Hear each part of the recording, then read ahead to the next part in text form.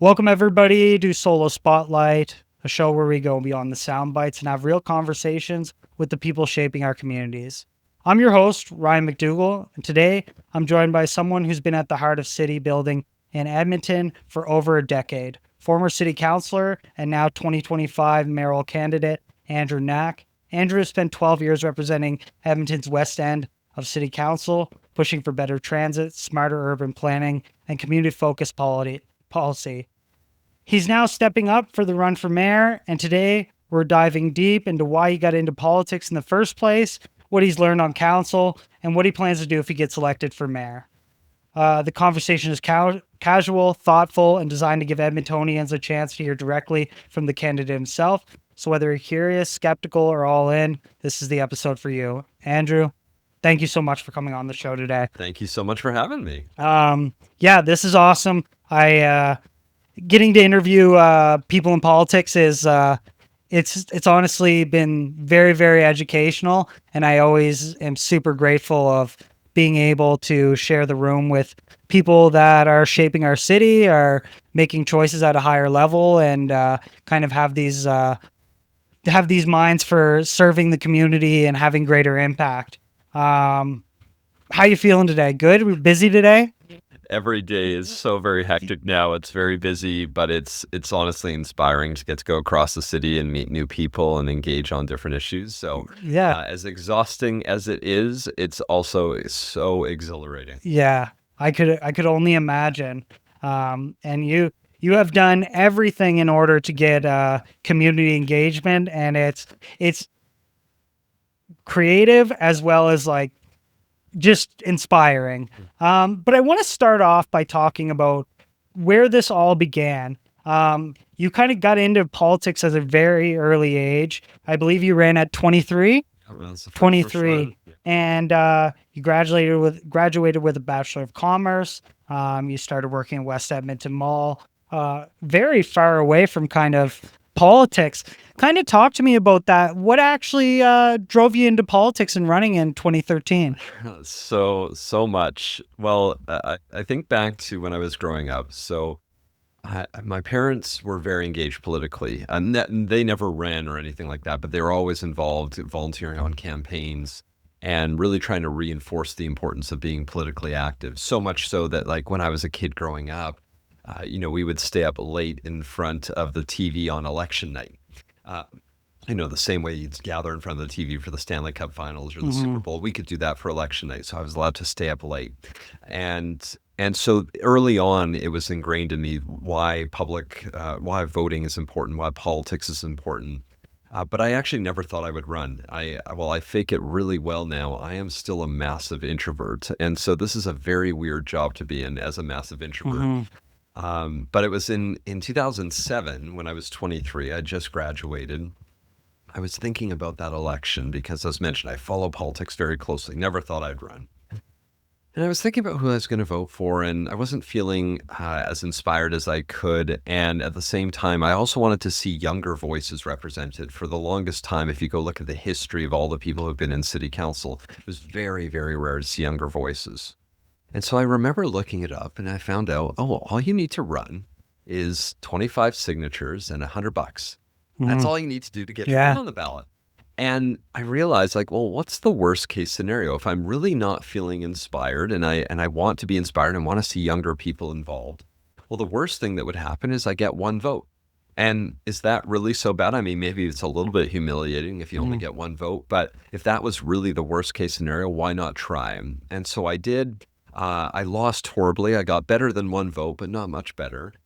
But it was through that experience of actually knocking on doors, engaging with people, that I woke up the next morning and my life have shifted. I thought I was going to be in business. That was what I went to school for. That's what all my family had been in, their own small businesses. But I woke up the next morning and I realized I wanted to focus more of my life on public service. And so ran again in 2010, lost again, but had a much better finish, and then sort of went all in 2013. I actually, I was managing the retail business in West Edmonton Mall. I quit my job 4 months before the 2013 election. I went all in, just knocking on doors, and was fortunate to get elected to serve at the age of 29 in 2013. Was local government always where you were targeting? Because I'm not sure if that's like a natural progression of like you see former Mayor Sohi, he was trying to go for I think it was provincial or federal, right? Kind of talk me through that. What was this always something you wanted to do, or is this like natural steps of like you do city councillor, then you try for mayor, then you go and then you move up, or is this kind of always where you wanted to land? So it's funny because a lot of the politics that I used to follow was more provincial and federal. I didn't follow municipal as closely. And I was remembering that thought process in 2007, thinking about the election. And part of what drove me to local politics, and in hindsight, it's going to feel a little silly to say now, but I felt that at the time, almost 20 years ago, when I was 23, that the federal and provincial system was not for me because I felt that it was too partisan, that it was too polarizing. Goodness, little did we know that the system has become even more polarized, and I would long for the polarization of 2007. But part of what I thought about is that at the end of the day, I wanted to be somebody that could truly keep an open mind when I went into a decision, because in the partisan system, you have to really do what the party tells you to do. And sure, you can try to sway them behind the scenes, but if the party has made a decision and it's not the decision you wanted to see, you're still got to follow it. And municipally, you don't have to. It is truly nonpartisan, although this is the first local election where we will have political parties, but many of us are running as independents, including myself. But it was through that, just wanting to have a system where you could still hear different perspectives, where you could genuinely listen and understand. And even if at the end of the day we didn't agree with one another, we could hopefully have a respect about why we each felt the way that we did. And then maybe we could still pull from each other and make better decisions as we go forward. Right. And it's interesting too, because I always tell people that I work with, and from gaining all of this knowledge from interviewing different candidates and different people in whether it's civic policing or any different type of candidate, it always strikes me, and correct me if I'm wrong, but I always try to tell people that if you're looking for major change, like municipal elections is going to be the closest and the most feeling that you're going to feel based on if you're a house owner, if you're a renter, if you bike, if you don't bike. Like, this is what's going to impact like your immediate life. And then the bubble gets bigger and bigger when you move out, where it's like, okay, GST and this and that and different laws. But in terms of like day-to-day feel, this is kind of as close as it gets. Absolutely. And that's why it's always so odd that the municipal voter turnout is as low as it is, because you think about all of the municipal services that you interact with on a daily basis: the roadway system, sidewalks, transit, police stations, fire halls, recreation centers, libraries, parks. I mean, these are all the things that you experience every day. If you go up that next quote unquote level to provincial, sure, you might have, depending on your situation, family in the education system, which is provincial, or in the healthcare system. But again, you're starting to get more removed. And yet, when you go provincially, you go federally, you see the voter turnout increase substantially more when the issues that we're dealing with municipally are the ones that truly impact every aspect of your daily life. And so, it's important to have conversations like this. It's important to try to reach out to people in as many different ways so they hopefully consider that, because there are still doors I'm going to that people are saying, oh, there's an election coming up, and they don't realize, even today, 3 days away at the time of recording this, that people are saying, oh, there's an election coming up. And you just want to say, yeah, how did you miss this? Yeah. Like, this is a big deal. Something's going on that has a massive impact on your life. But so it's just a matter of continuing to repeat the message, reach as many people as we can to say, these are the issues that really will impact your quality of life. Whether you choose to stay in this city is based off what we do at City Council every day. What do you think the root of that problem stems from? Do you think it's a publication thing? Do you think it's an education that people don't really know what's going on in municipal government, or that it just isn't worth it? Because you have a lot of people too that, from what I've been hearing, they don't choose who to vote for till the day of the election. So Is that an education thing, or is it that there's not enough airtime? Yeah, I think it's a combination. And you're right. I mean, I remember the 2013 election when I finally did get elected, and I looked at my website traffic, and the most website traffic was, and by a large, large, large margin, was the day of election. Mm-hmm. Even the weekend before, while it was high, it was nothing compared to what happened on day of. And so I think there's a few challenges. Municipal politics, because well, and when I first started, local media was a lot stronger. They had a lot more people covering. There used to be, it was very commonplace to see 6 or 7 reporters working in City Hall all day long. So they were there watching the entire council meeting, covering everything.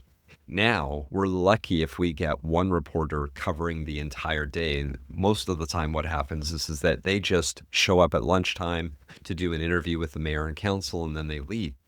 But the issue, even in those interviews, even when we had 6 or 7 people covering it every day, is that the mayor typically gets interviewed, and then one of 12 members of city council, because if you're doing a 2.5-minute news segment or a couple 100-word article, you can't cover what all 12 and 13 members have said. Right. And so there is this challenge of how do you branch out and connect with everyone? And it's why when I got elected in the first place in 2013, one thing I committed to doing is staying in regular communication with the people that I serve. So I don't door knock just during elections. I door knock every single month, and I've been doing that for 12 years. I host regular town halls in person and online.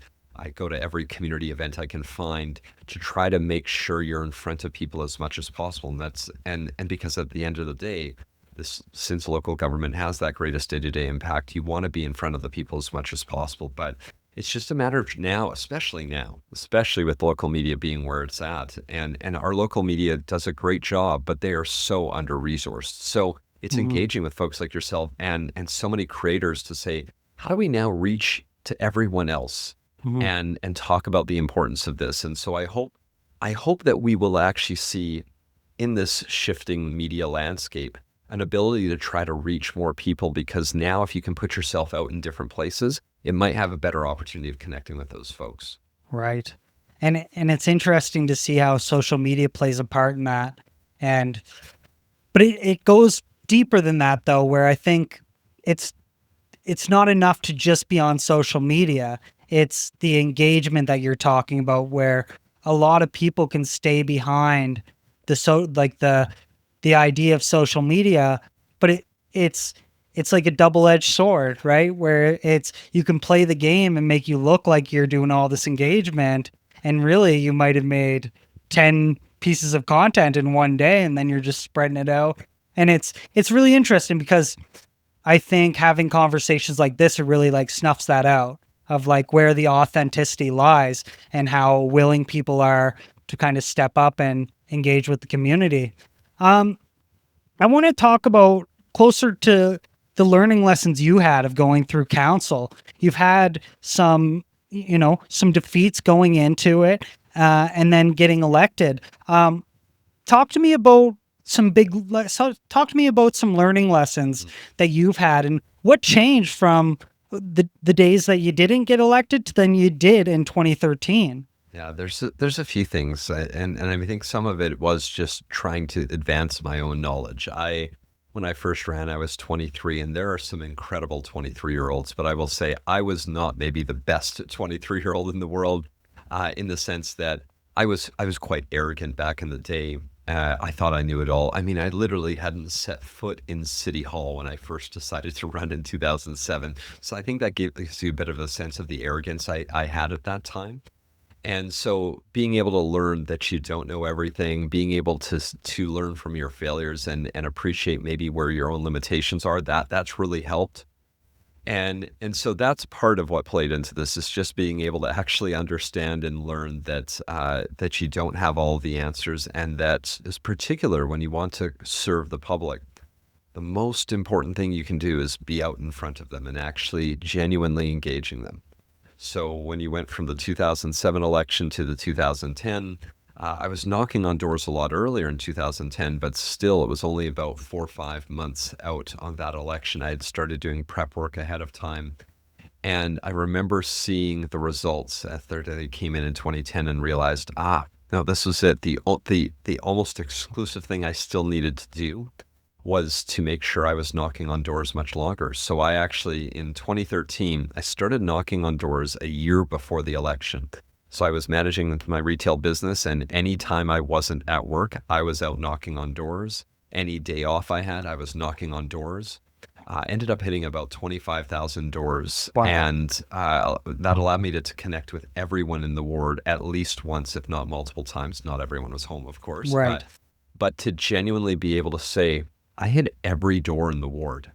And that was a difference maker, so that when people were finally ready to decide to vote, they had at least a connection point. They knew that I had been there. Many of them I had talked to.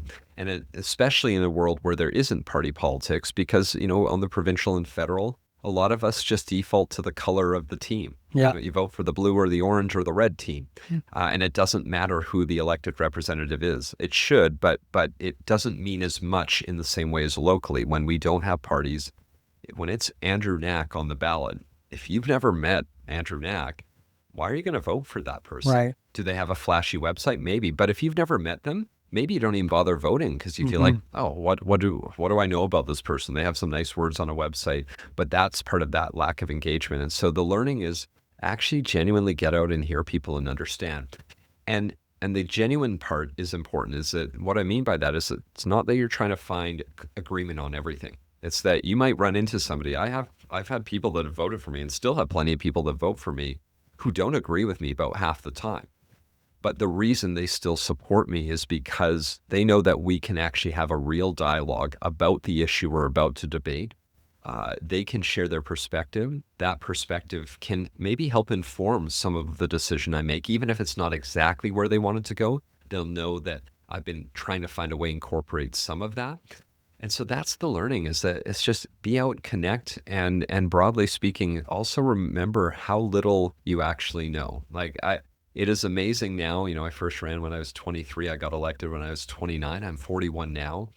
And as the years have gone on, I have learned just how little I actually know. And it feels like every year I'm learning more and more just how little I know. Yeah. And it feels like there's this world that is out there that I can absorb knowledge from. And I sort of love learning how little I know, because it excites me to go and learn more. Now, I'm interested to know, and I've asked every candidate this question of, when you're talking to some of the people, the residents door knocking, and some people have very outlandish ideas of what they think should be done, or maybe it's just not a priority. What is your tactic when you have to have these conversations that are a no or a not yet? And how do you do that gracefully without losing that idea? There's a few ways. And there's sort of two examples in those conversations. I would say there's one where, you run into that person who has, for any number of reasons, a very different way of thinking. Just before I came here today to record this, I met somebody at the doors who asked me my thoughts on smart cities and this idea of being in this 15-minute city. And they're worried, genuinely worried, that government is looking to lock down their movement, and they wanted to make sure that I wasn't somebody who supported that. And this is an interesting topic that came up about 2 years ago, and there are a lot of people who genuinely have such mistrust of the government that they actually think that the government is going to lock them in place and only let you go in a very 15-minute cities. 15-minute city. And I think, when I first, especially with this topic, when I first started hearing about it, my first reaction was just like, oh gosh, really? But then I realized, if I approach it that way with that person who's asked that question, they're not going to at all have the chance to hear a different perspective. They are caught up in the social media echo chamber and the algorithms that have said this is happening. So why not actually treat them like any other person and say, you know what, let's go through that. What are you worried about? What is the concern? Here's how I define a 15-minute city, and it's actually providing more choice and being able to live locally, but not restricting your movement. How does that sound?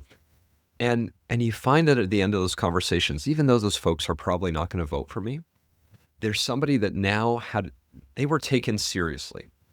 Yeah. And that's the most important Given thing, a little bit of dignity. right? Give them dignity, give them empathy, because for a number of reasons, they've reached that point in their life. Maybe they feel burned by politicians. Maybe they've had bad life experiences, and they've reached this point where they're either believing something that might not be true, or in the case of your question, somebody who's just like almost ready for a fight. They are not going to vote for you, and they're ready to And it's engage. and sometimes about this is like it's very misguided, Yeah. where it's where in your head you're kind of like, I don't think you know what you're actually talking, but in a way where you allow them some grace and say, yeah, but I could understand. And it's interesting given the amount of experience you have, because do you think it's a skill to have to like translate political jargon or translate like where your powers are at,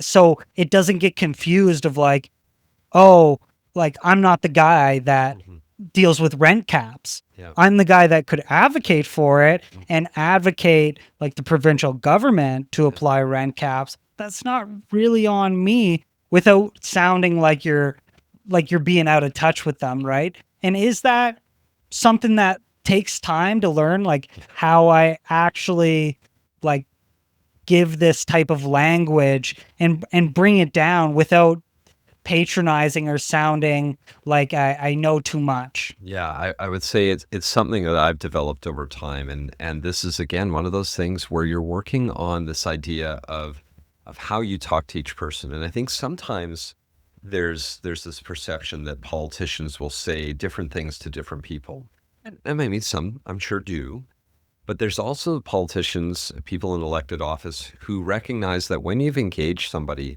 if they are coming from maybe on the right side of the political spectrum, the language and the words you might use actually just need to change in order to be able to have a genuine conversation. So when I'm chatting with somebody who's on the right side of the spectrum, because I grew up on the very right side of the spectrum, I haven't hidden this part. I was very, very right wing in my life growing up, and I might not be as much anymore, but I understand that way of thinking. And so when I talk to somebody who's worried about things like housing and homelessness, and maybe they're a little less worried about the person because they think that it's a choice.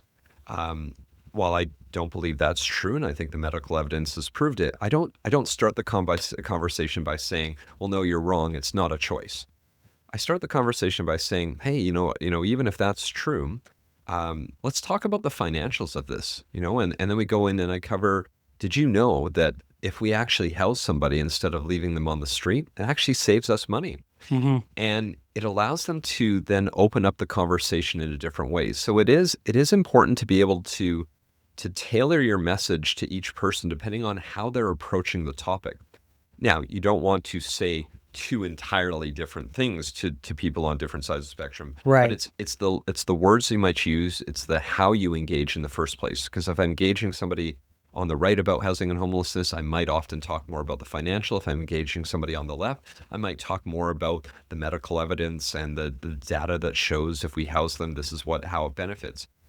Both are true statements. It's just we're tailoring that message a bit to the audience to make sure that we can engage in that conversation and maybe bring in some of those other things they hadn't considered before. And when you talk about getting this amount of experience, it almost, it's easy to lead into the conversation of taking that step to run for mayor. And I'm curious to know what were some of the experience that you had that made it a deciding factor that you were like, okay, I want to do, because there is a level of risk involved, and it's as risky as it is, it's probably just as exciting. But how'd you weigh those options? Yeah, it's risky, but you're right. It's very exciting because, and it's hard because there's 13 of us running and only one will be elected to serve. And so 12 folks won't be there. But I mean, in terms of the decision, part of this, back in September of last year, I had actually made the decision I wasn't going to run for re-election as a city councillor. And I did word my statement very carefully. I didn't actually say I wasn't going to run for re-election at all on council at all. I said just for city councillor. But truly, I wasn't really thinking about running for mayor at that time in September of 2024. But then a lot changed in the world that started to shape my thinking a little bit differently and started to cause me to think about reaching out to others around how I can best serve, because I still wanted to serve the public, but I felt that after 12 years as a city councillor, I didn't want to hold up space. There were incredible people who were waiting to run, and just for any number of reasons, they didn't want to run against an incumbent. It's hard. Incumbents often get reelected. And even though this opportunity to serve is truly one of the best things in my life, and there's no such thing as a bad day in this job. There can be bad moments, but never a bad day. The idea of hanging on while there were other great people, I just felt like it was time to move on.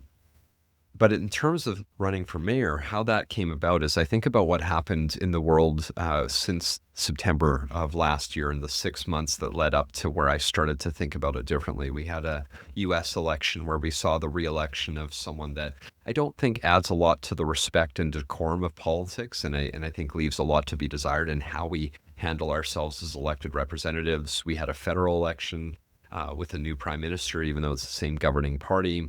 We saw the provincial government start talking about things like separation from the country, which I am not supportive of, but it's took up some oxygen. Our mayor made a decision he wasn't going to run again. We also saw the introduction of local political parties, which I've been very adamantly opposed to.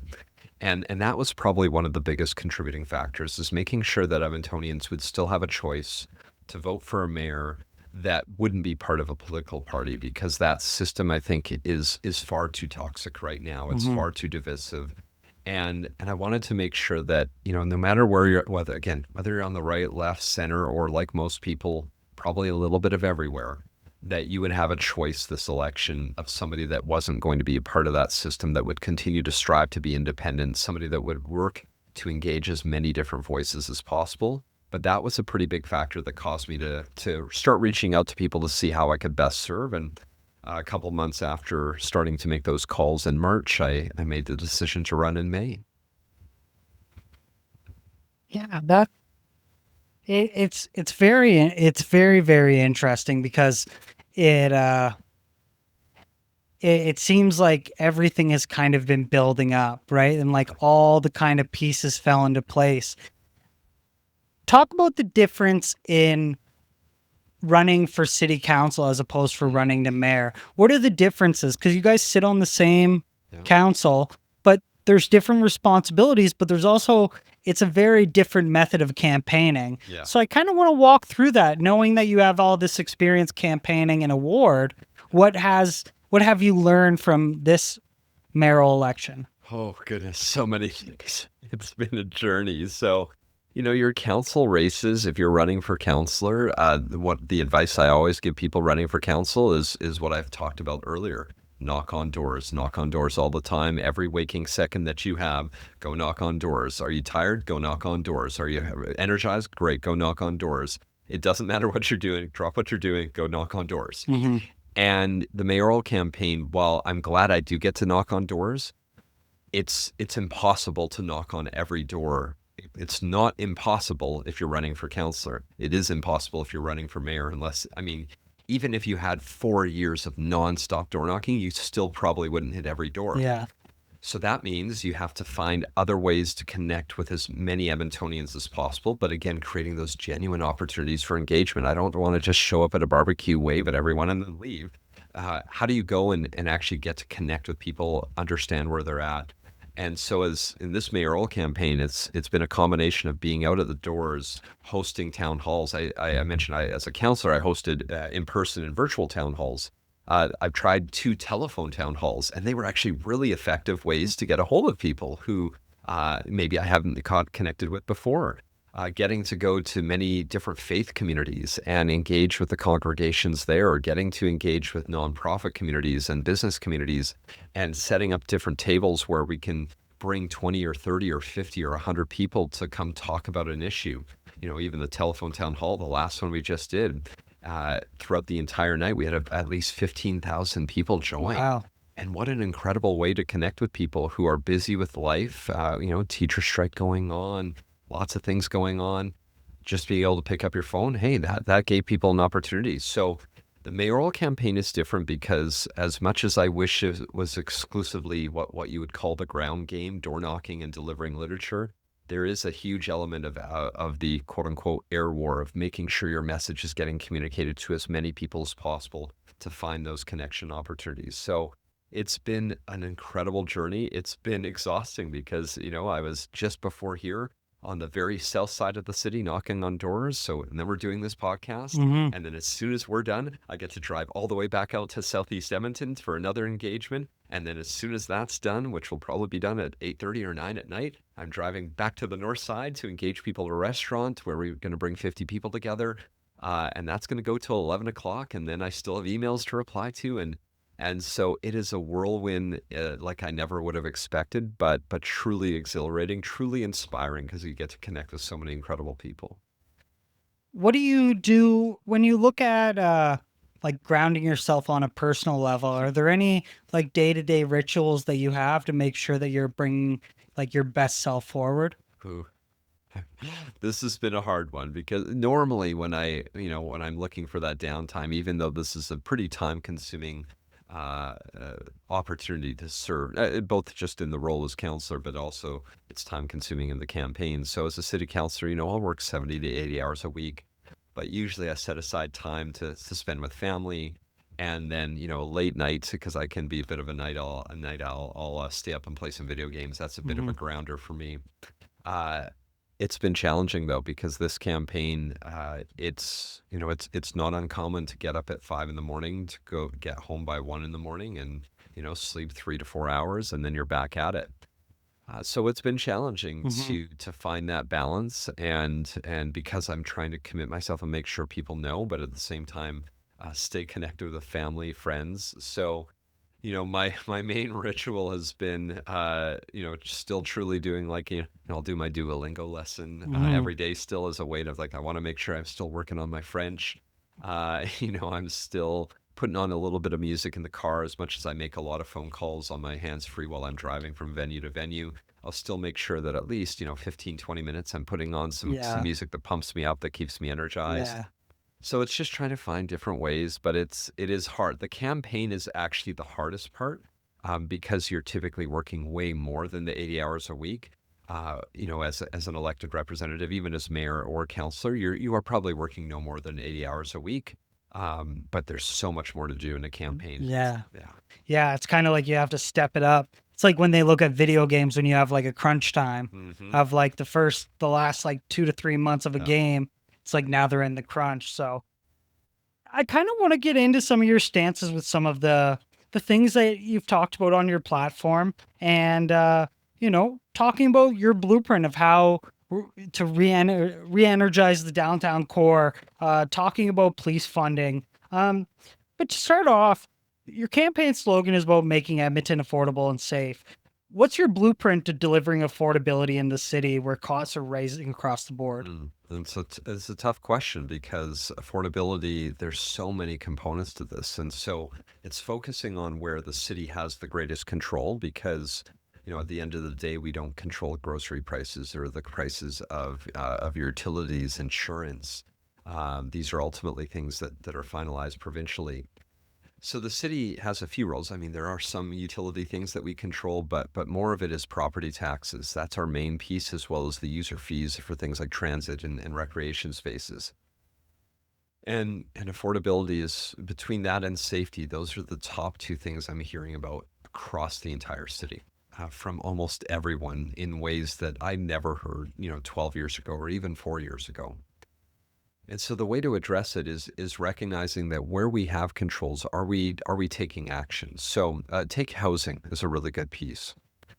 Housing affordability is one of the biggest components of your overall life affordability. We know that 1 in 4 people who rent and 1 in 8 people that own are facing a housing affordability crisis, where they're paying more than 30% of their income, after tax income, to their housing costs, to their mortgage or to the rent. And if that's what it is, then I mean, there are many people paying 50 and even 70 or 80% of their income on their housing costs. So the city has some roles to play. We all, while the city of Edmonton is considered the most affordable major city in Canada, the reason we got to that place is because about a decade ago, we started to create more opportunities for different types of housing across the entire city. And that housing choice helped make housing prices not go up as quickly as what you've seen in Toronto and Vancouver, and now even in Calgary, right? The Mm-hmm. same home in Calgary, like for like in Edmonton and Calgary. In Calgary, it's $150,000 to $200,000 more. The reason for that is that Edmonton allowed for a greater supply of housing to come onto the market. So there's a good example of how we help with affordability. Do we allow housing choice? We've continued to make changes to our zoning bylaw, which I know for people listening, don't fall asleep. Zoning bylaws really do matter because Mm-hmm. it means these are the types of houses that can be built in a community. This is where you would be able to have grocery stores or different types of amenities. And so the zoning actually allows you to have more complete communities, more housing choices, be able to live more locally. Those things contribute to affordability. If you Mm-hmm. have a house option in your price range in your community, and there is a grocery store, and there's a school, and there's a park, and there's a recreation space, now suddenly you might even be able to make a choice of saying, hey, instead of being a 2-car household, what about being a 1-car household? Because we can save $10,000 a year. So we're trying to expand choice for Mm-hmm. folks. Beyond that, there's the city services, and these services are going up in cost, and so we're trying to find that balance between how much do we invest in a rapidly growing city, a city that's added 200,000 people in the last 4 years, but balancing that against property taxes, because if you go to 0% property taxes, then you're actually not funding those services. In fact, you're going to have to cut back on those services because your city's expanding. Mm-hmm. But if you go too high, like we've seen the last couple of years where we've had as high as a 9% property tax increase, then you actually run into the situation like I've heard at many doors where there are seniors on fixed incomes saying, I'm legitimately asking if I have to sell my house because I don't know if I can pay Getting these priced out of increases, the neighborhood. right? So it's finding that moderation. It's actually getting on community. It's making sure that the municipal programs, we have programs for our leisure access program and ride transit. These that give you access to recreation centers and transit. We do versions for those who are on lower incomes. And so these are all a combination of different ways that we help with affordability. The other way is how are we creating economic opportunities? Because if we have more businesses starting up here, that provide more job opportunities, that can provide somebody who's in a lower paying job with a new job opportunity that pays them more. So it's both controlling the very direct controllables like property taxes and user fees, and at the same time, a little bit more intangible about providing housing choice, employment choice, because that can also substantially help with somebody's affordability. And when we bring on the notion of affordability, it brings in the big hot topic that you see in Edmonton, which is infill. And this is something where I've just started learning about. But how do you, if we could kind of bring it down to a surface level, what is a realistic, what is a realistic reality for people in Edmonton when we talk about infill? Because if you do too much urban sprawl, then the cost of infrastructure, bus lanes, et cetera, et cetera, et cetera, although some of those things get taken on from the builder and this and that, but you also look at neighborhoods that are, single family homes, and then all of a sudden, boom, sixplex. So where does that balance lie? And is that in like direct relation to affordability? 100% it is, because you're right. One of the single, well, not one of, the single biggest cost driver for property taxes in a city, especially a city like ours, is how much we are expanding. So the bigger our overall footprint becomes, that's more kilometers of roadway to plow and maintain. That's more park space to cut.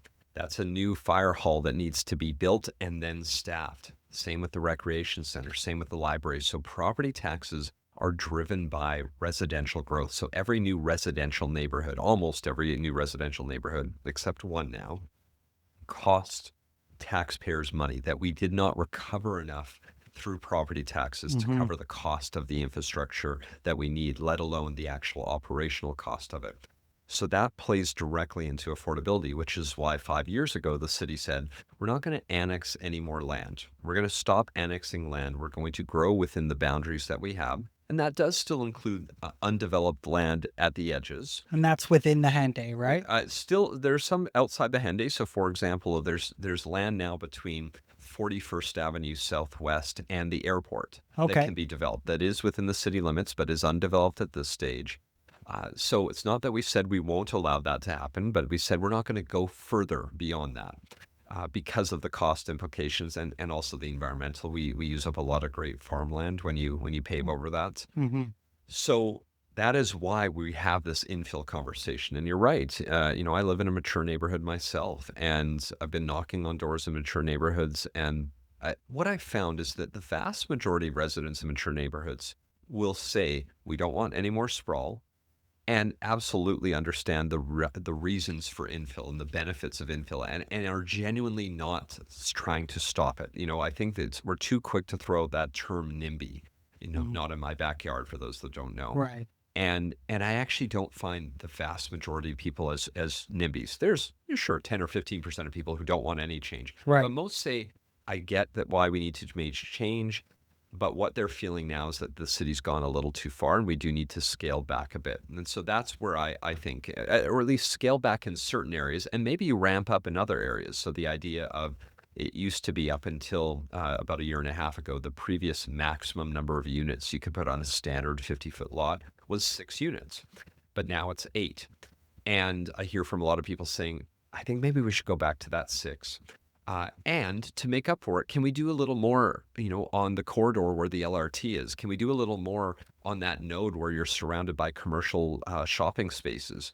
And I think that's a very reasonable trade-off conversation to have. So as a city, and the way I'm approaching this is that we made a number of changes on July 8th that change how big a building can be. But those were the start of the changes that need to happen, not the end, because we do still hear from communities who are feeling very tense about what can happen, but also understand why we're going to do this and just want to see it done responsibly. And that's how I plan to do this, which is make sure we make some responsible changes, continue to provide that housing choice, because we also can't forget about everyone under 40 who is struggling with housing affordability. So if you restrict your supply entirely, then the people under 40 are going to be in an even worse situation. So let's continue to make changes, bring everyone along for this conversation, provide that affordable housing for those that are younger, while also trying to work with folks who have lived in their community for a long time, who are feeling a little tense about what that development could be.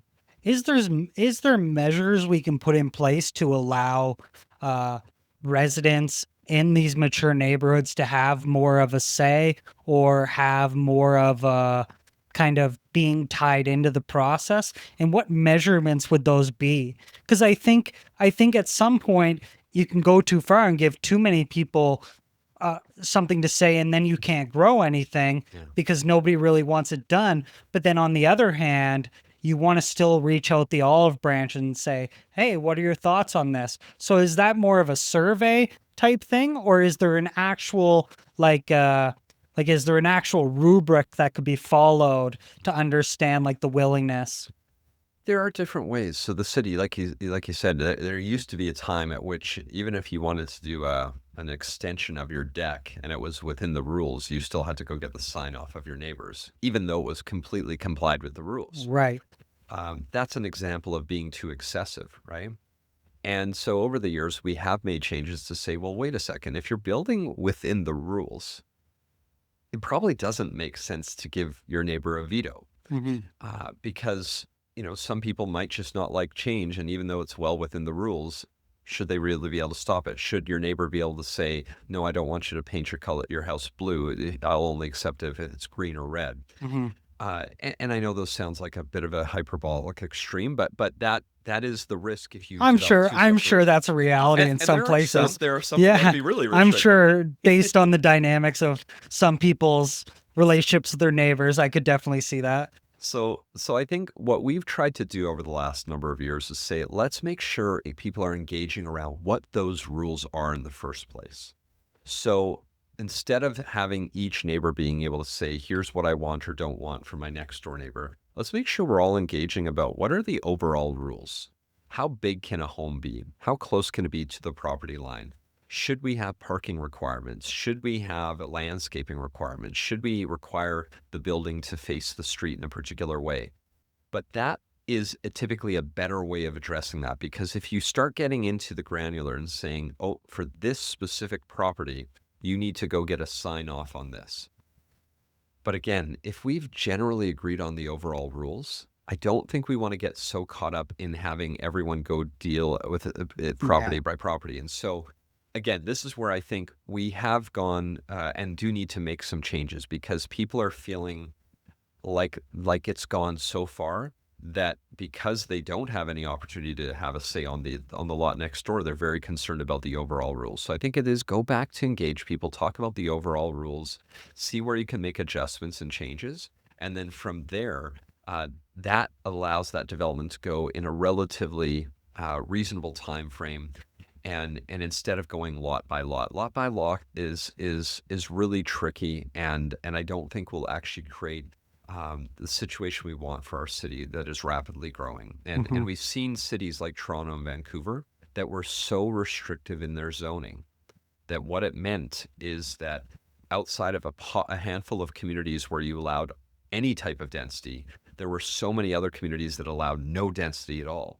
And so that's why you saw these stories of a $2 million, essentially tear down shack that's 700 square feet, because that's the only spot you can build your single family home.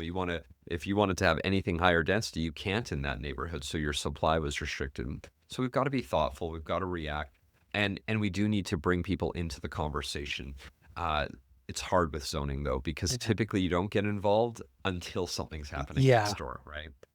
I want to break off into talking about transit and perceived safety when we look at transit. I'm going to pass it off to our producer, Calvin, who is our resident transit. Don't forget to unmute your mic there. Yeah, so I have a couple questions. I have some of my coworkers and some friends and all that. They want to know, have you considered expanding transit officers' powers, like criminal code authorities, warrant execution, or even EVOC level of training? Short answer, yes. And we are actually looking into that right now, because I do think it's time. The city of Calgary does allow for that expansion of authority. And I think it's important that we have that in the city of Edmonton as well, because we know there are a lot of folks working really hard every day to try to provide that safety and security, and they feel at times they can be a little bit restricted in their ability to enforce those rules. And I always remind people, our transit peace officers are incredible, because they will engage folks with compassion first. They're not rushing to issue fines. They're not rushing to arrest. When it comes to things like fare evasion, 93% of their engagements do not result in fines. Because they're looking to operate with compassion, because they're looking to be thoughtful about that. But at the same time, we have heard from a number of people who don't feel comfortable using the system, that they want the transit peace officers to have that authority. And then you can pair them up with social workers and others. But yes, we need to do that. I think it's time, and I know our city administration is looking into that right now.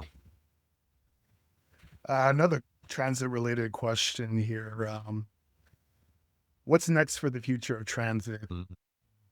Any expansion towards, our neighboring cities? Are we looking to install fare gates, even in terms of safety and stuff like that? So it'll start with the bigger picture of where next. And I think realistically, unless we see funding secured from the other orders of government, because any type of LRT expansion always has to have all three partners. I'm not sure there's going to be provincial or federal funding anytime soon for expansions, but if we could work on that, I think the next major expansion, there's going to be competing interests. I know the Premier wants to do high-speed rail between Calgary and Edmonton, and I actually think that's a really great idea. I think we desperately need high-speed rail, and so there could be an argument around LRT connectivity to the airport. But I also am trying to remind folks that, here in where we're recording, Northwest Edmonton has been waiting for decades for the LRT. Castle Downs deserves the LRT. We need to get the LRT out to as close to St. Albert, if not right to St. Albert's Park and Ride. And just like we were in West Edmonton waiting for decades for the LRT, I want to make sure that every part of the city has that extension. So if we were to get provincial and federal money, I'd probably want to see it securing that expansion further northwest. And then you ask some more, sort of smaller scale, like what do we do? Do we put in fare gates? And what we saw, there was a report that we had on this that talked about if we want to try this out, it's going to cost us about $7 million to get fare gates, to try it out even just in 2 stations. And the data from other cities is mixed. Depending on the design of the fare gate, it doesn't necessarily solve the problem. And arguably in Edmonton, what we see a lot of is it's not that there's people who are always right down at the station level. So when I'm in the downtown LRT stations, oftentimes those folks who are using the LRT as a bit of a shelter or a place where they can, use their drugs if they're dealing with addictions. They're doing it in the stairwells, well above where the platforms are. And so unless you're somehow putting a fare gate essentially at street level, I don't think that's actually going to produce the same impact. To me, what we need right now to deal with that crisis and the safety issues is we need to expand the peace officers' powers that we talked about. We need to make sure there's enough of them. We probably need at least another 60, maybe upwards of 100 transit peace officers so they can provide full coverage for the system. We do need to talk about station design. We saw this in Commonwealth, that when Commonwealth LRT station was rebuilt, it went from this dark, dingy space where you went underground and all these corners where you could hide to this street level open space, very well lit, and crime plummeted just through the redesign of that station. So that's probably your better solution, which is that as we're reconstructing some of these stations and as we're working to try to secure funding to do some of that work, whether it's a fare gate or more just a crime prevention through environmental design approach. So I think you would want to look at that, increase the number of transit peace officers, make sure we have social workers to help those folks. And then most importantly, make sure there are permanent solutions for the folks that are struggling and using transit centers to move into. Because there's a lot of shelter beds, but there's not a lot of permanent housing for somebody to get into. And that's why I've talked about this during the campaign. I don't want to wait for the province. We've talked about this today. I want to just make sure we're taking the 91 million we're already spending and spend it in more proactive ways. And so I don't know if we'd rush to fare gates. I don't know if we should rule it out either, but at the same time, I want to make sure we're maximizing our investment on what will produce the greatest safety outcome. And fare gates isn't necessarily proven to have the greatest safety outcome the same way more peace officers would with expanded authorities. Yeah, fair enough. I have a question about bike lanes here. Ah, yes. The favorite So, conversation yeah, topic. the hot topic here. So, one viewer here says, "Why support bike lane expansion when no one bikes half of the year due to winter? Doesn't that reduce road space and drive up taxes?" Great question. So bike lanes. I often like to start with this quick story. So I represent West Edmonton, which includes 95th Avenue in the West End. And 1 month before I first got elected in 2013, they installed a painted line bike lane on 95th Avenue, which is the road that moves about 20,000 cars a day. And I hadn't started biking at that time, but I now bike. I'm actually one of those crazy people that bike year round. So I bike in the winter. I love biking in the winter. It's a good exercise for me. It's a good refreshing way to get about. But even as somebody that bikes year round, almost 99% of the time, the bike lane that was built on 95th Ave a month before I got elected was a dumb bike lane. It didn't make any sense. And it understandably frustrated people. So when I got onto council, I voted to remove that bike lane and said, it's not that we should never build bike infrastructure, but we've got to be smart about it. So if we fast forward 12 years, we're actually rebuilding 95th Avenue right now. The road that was at end of life, so we're reconstructing it. And what's great about it is we're not putting in a bike lane there. But what we are doing is instead of rebuilding the sidewalk on the south side of that avenue, we're putting in a multi-use trail. And the multi-use trail and the sidewalk are the same cost. So whether you did one or the other, it's going to be the same cost. So, and here's a great example of where we're not spending any more money.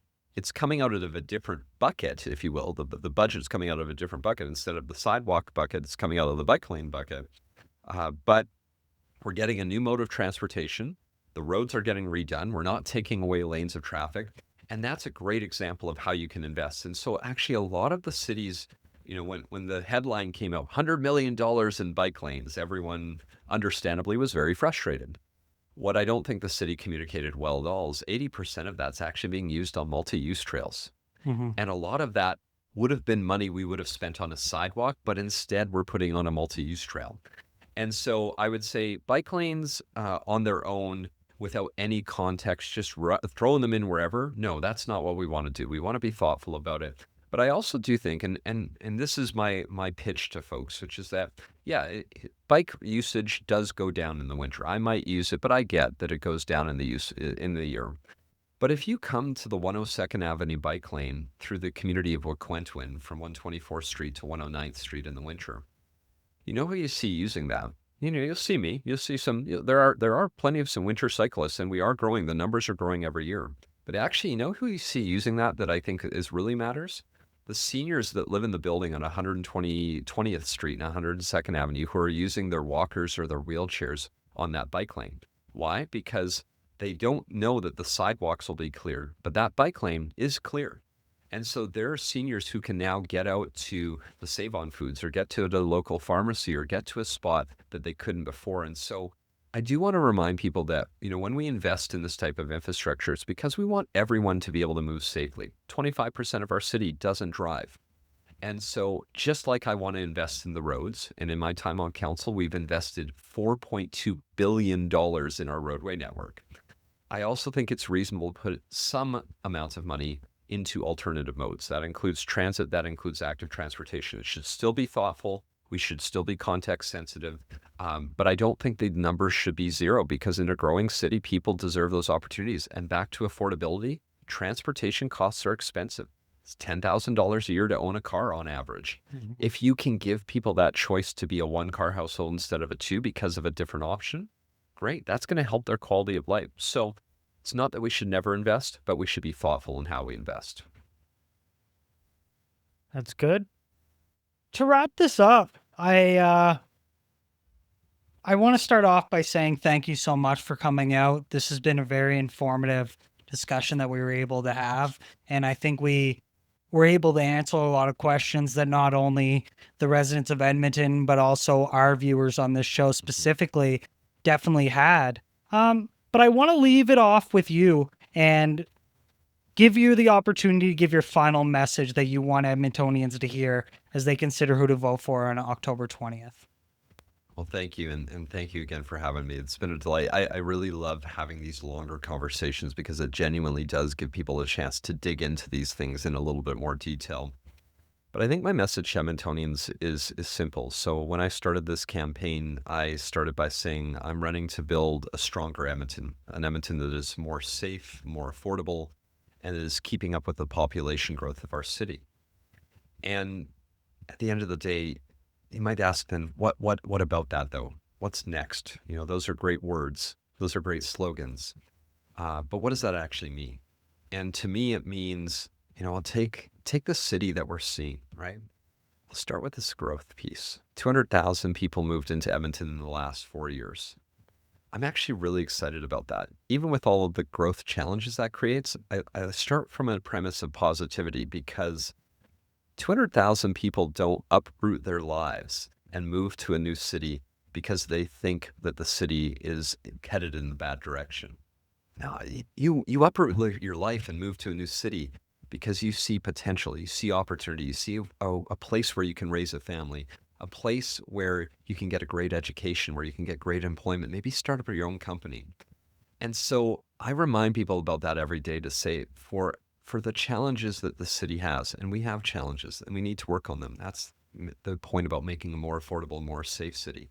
We also have a lot of incredible things going on here. And I hope we celebrate that and recognize that and embrace that.